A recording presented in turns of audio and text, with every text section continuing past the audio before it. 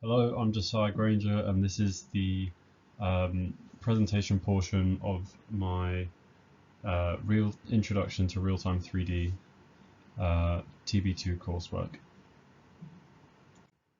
So I started out planning with a simple storyboard for how I was going to make it in Unreal, and it's very simplistic. I'm not especially good at drawing, but then in the final production I actually tried to reflect a lot of this more like silhouetted kind of a rough outline within the lighting, so I could get the characters' movements to stand out, and it also helped me set up different types of camera shots as well, and I could find out like what worked and what didn't, and I could show the kind of general motion.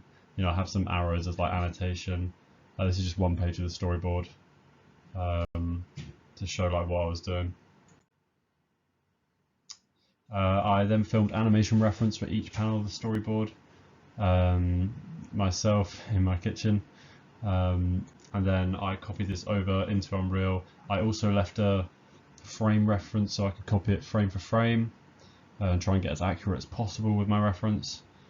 I also had to adjust a bit for my proportions because I'm obviously a bit taller and the rig's a bit shorter, so some things like the knee bend there I kind of had to work around, and I didn't use all this reference exactly, like this bit here I didn't use exactly because it ended up not fitting with the shots I decided to go with, and I added kind of other shots to make up for it.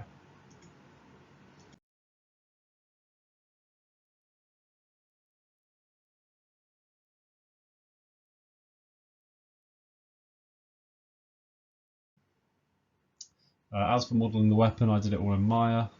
I modelled it after a lightsaber based on the Star Wars Jedi Survivor games, and I actually went in and made a sort of custom model in the Star Wars Jedi Survivor games for reference, kind of, but I ended up going for the more classic lightsaber, so it's more recognisable.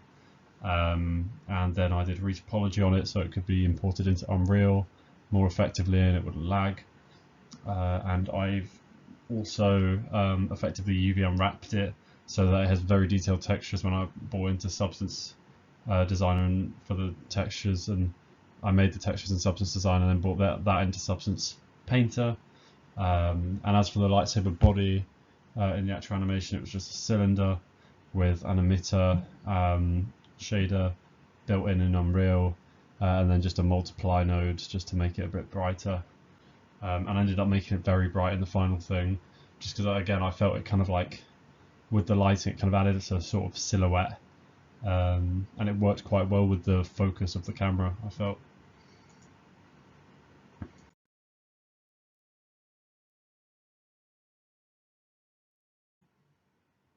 As for challenges during the animation, I kind of found the shot where the characters have to react to the pillars falling on them.